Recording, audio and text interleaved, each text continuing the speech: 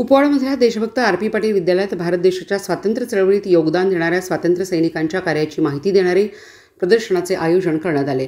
भारतीय स्वातंत्र्य चळवळीत योगदान देत आपले बलिदान देणाऱ्या स्वातंत्र्य चळवळीतील स्वातंत्र्य सैनिकांची माहिती समाजाला आणि विद्यार्थ्यांना व्हावी यासाठी हे प्रदर्शन आयोजित करण्यात आले होते। या प्रदर्शनाचे उद्घाटन प्रमोद चौकुले यांच्या हस्ते करण्यात आले। महाराष्ट्र आणि देशाच्या जवळपास 10,000 स्वातंत्र्य सैनिक आणि समाजातील उपेक्षित तळागाळातील लोकांसाठी कार्य करणाऱ्या थोर महापुरुषांची माहिती या प्रदर्शनात मांडण्यात आली आहे। देशभक्त आर.पी. अण्णा पाटील यांच्याशी स्वातंत्र्य चळवळीतील माहिती देणाऱ्या प्रदर्शनाचे आयोजन करण्यात आले आहे।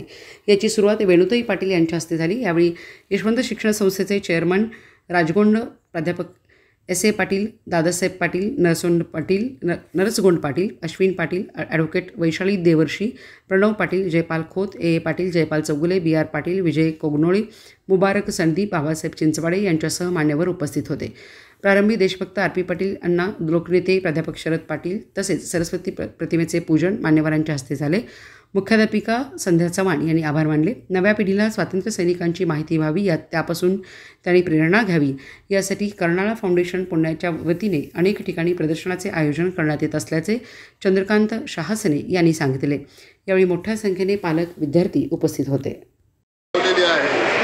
याचा प्रामाणिक हेतू असा आहे की गेली वयाच्या 17व्या वर्षापासून ते स्वातंत्र्य लढ्याचा जो अभ्यास केला तो समाजापर्यंत पोचावा आणि येणाऱ्या भावी पिढीला माझ्याकडे जो राष्ट्रभक्तीचा ठेवा आहे तो सुपूर्द करायचा आहे। मुलांना 10-20 क्रांतिकारक माहिती नाही, पण याची जी PDF आता देणार आहे शाळेकडे, तर ही 2000 क्रांतिकारकांच्या छायाचित्राची PDF प्रत्येक मुलाच्या मोबाईलमध्ये गेली का पुढची पिढी असं बोलणार नाही की आम्हाला क्रांतिकारकांची माहिती नाही। शिवाय मी 10,000 देशभक्तांचा पोस्ट केलेला आहे, तो देखील PDF फॉर्ममध्ये मी देणार आहे। म्हणजे विद्यार्थ्यांपर्यंत किमान 10,000 देशभक्तांची माहिती मी पोचवायचा प्रयत्न करतो आहे।